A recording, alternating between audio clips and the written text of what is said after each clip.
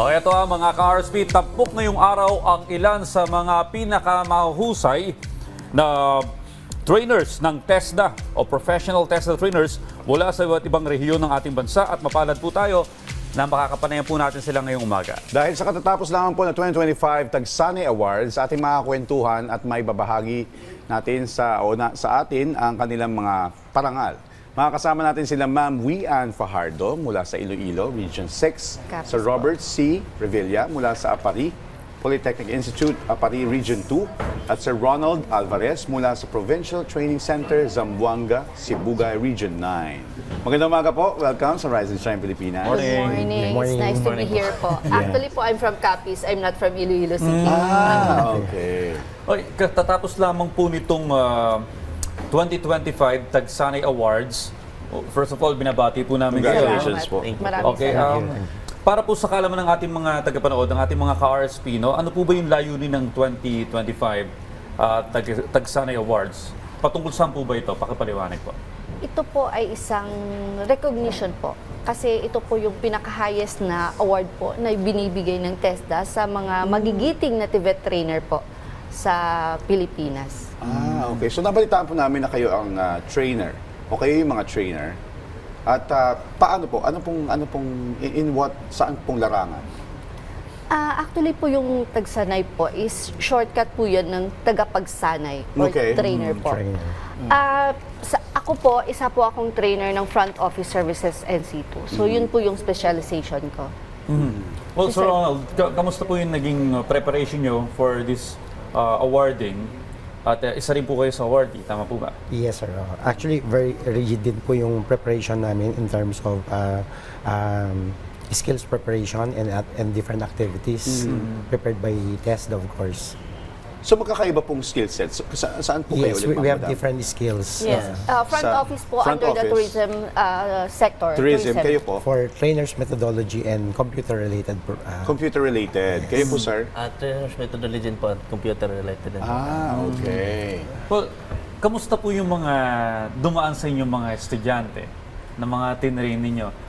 Kayo po ba nababalitaan nyo na lang na sila nakapag-abroad na or mayroon ng isang matibay na Yes, trabaho? actually, sir, part po ng aming programa ay we are going, of course, to determine, no, after the training, tinitignan din po namin kung ano po yung employment nila. Majority of them are already employed abroad and locally, and some are also self-employed.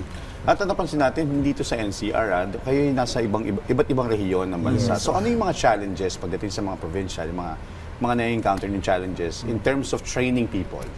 Kayo po, ma'am. Depende po. Kasi po, since ako po, nasa Region 6, marami po kasi kaming kinakandak na community-based training. So, yung nagiging challenge po doon kasi may mga areas po na katulad po ng mga nasa Tapas, Capiz, na medyo marami pong mga ano doon, tawag po natin ng mga NPA po. Rebelde, Rebelde conflict po. areas. Okay. Oo.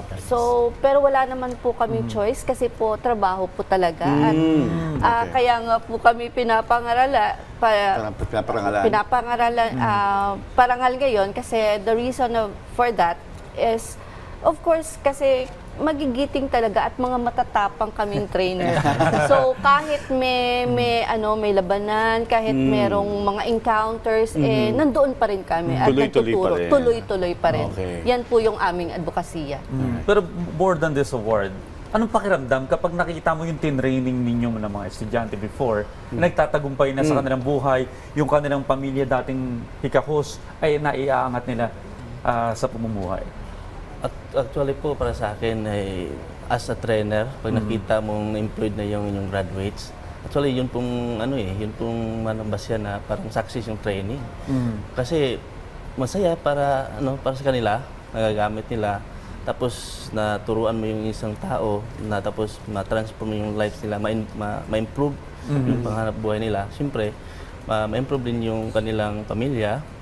And then as trainer, naging part ka doon sa kanilang success, parang iba sa pakiramdam, no? Nakakataba ng Merong puso. sense of fulfillment. Yun, sense of fulfillment. Kaya sir, ano yung hindi nyo makakalimutang experience sa inyong pagsasanay? sa inyong mga training? Yes.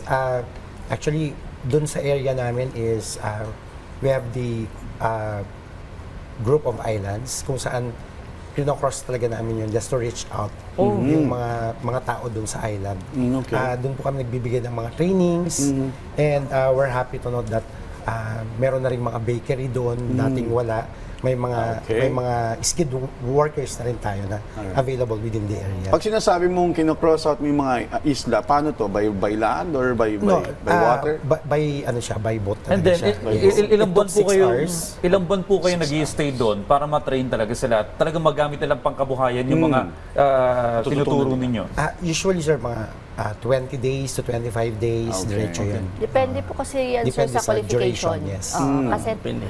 yung, for example, yung training mo po is bread and pastry production and C2, it will take you around 15 to 18 days. 18 days to finish the training. So, ibig sabihin ninyo, yung mga nag-a-apply sa TESDA o gustong matuto o ka-graduate man lang sa TESDA, no? Yung iba pinupuntahan nyo, hindi sila yung pumupunta sa Yes. Yes. Yun nga po yung tawag namin na community-based Community-based, training po. Kami po Okay. yung pumupunta sa kanila. Hindi na nila kailangan pumunta ng TESDA. Hindi na po. Kayo na yung Yes. inaabot nyo na sila. Joshua, ang tinitingnan kong challenge dito, kasi syempre sa mga facility, may mga laboratory doon, Yes, may mga mga kagamitan. Paano to? Babayahe kayo lang. Dadal. Paano Sir, yun? actually, ang ginagawa namin is we have a coordination with the different government agencies. Okay. Wherein sila na po yung bahala sa transportation. So, lahat ng facilities and equipment will bring that to the area. Kung Kasi, saan. yung kasi yung mahalaga doon. Apo. Kasi, yung skills training is very important. aanin nila kung may gamit sila doon sa mga lugar na yon, kung wala naman marunong gumamit, katulad ninyo, hindi rin nila mapapakinabangan. Ano po ba yung mga malalakas na industry ngayon na talagang tinatangkilik? Actually po, isa po sa, as per ano po natin, LMIR or the Labor Market Intelligence Report.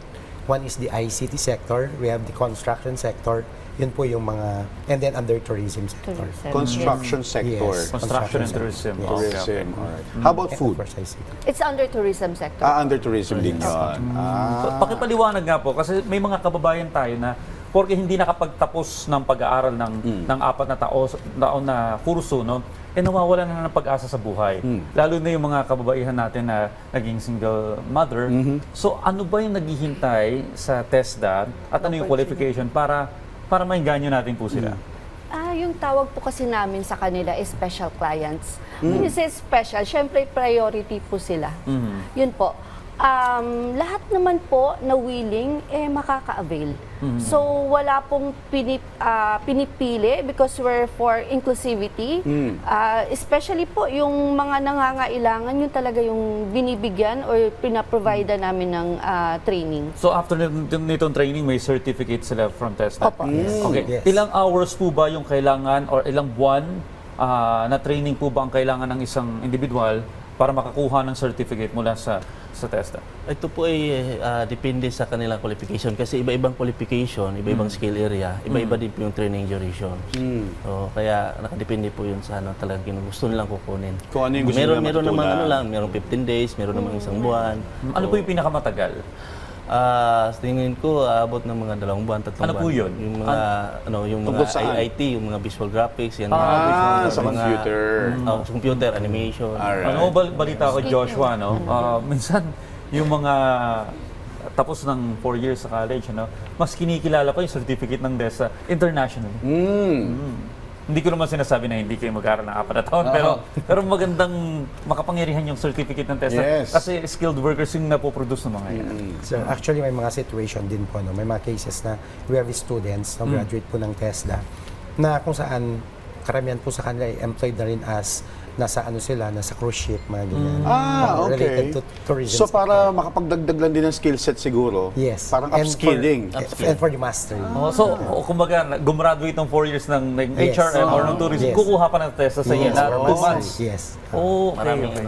Oo, parang may mas matutunan. At yun nga, sabi mo nga kasi, 2 buwan lang eh. oo, makapangyarihan or very, very Kinikilala. credible. Oo, Credible kinikilala yung yung certificate ng TESDA. Mawian, meron po ba kayong mensahe para sa parangal na ginawad sa inyo sa ginanap na 2025 Tagsanay Awards? Ako po ay lubos na nagpapasalamat sa bumubuo ng Tagsanay po na yung organization po ng Tagsanay na kami po ay binigyan ng parang parangal at saka Pagkilala. ng chance to of course maipakita sa lahat na kung gaano po kami kagaling sa aming larangan. Alright. Sir Ronald, Sir Robert, kayo po. Mensahe Yes. niyo po sa Oo. inyo natanggap na parangal. Actually, si Tagsanay is a platform kung saan po dito natin hinahasa ng mabuti yung kagalingan ng ating mga trainers sa TESDA. Ayan. Sir. Actually, ako po nais ko pong magpasalamat sa TESDA dahil sa ganito mga event. At ako po kasi talagang proud na product ng TESDA rin eh. Dahil po sa TESDA talaga nabago rin buhay ko. Okay. Kaya ako po ngayon naging instrumento na rin para magbago ng buhay ng iba through skills training. Kaya sa mga TV trainers, talagang sabi ko, pagsikapan lang natin ang trabaho natin. Kasi bawat nababago nating buhay, bawat Pilipino nababago natin, nabigyan natin skills, nabigyan natin ng oportunidad at nababago ang buhay nila, tapos umangat din ang hanap buhay nila. Galing. Alright, maraming salamat po, no? At dalangin namin, no, na ang pag-unlad ng bansa ay nakadepende rin sa mga maititrain yung mga kababayan natin. Kaya maraming salamat po sa pagbisita sa aming programa at maibahagi nyo yung inyong kaalaman at parangal sa ginanap na 2025 Tagsanay Awards, Ma'am Wei Ann Fajardo, Sir Robert Revilla at Sir Ronald Alvarez. Again, maraming salamat Thank you po. so much Thank you po. po. Thank you so much. Thank you po.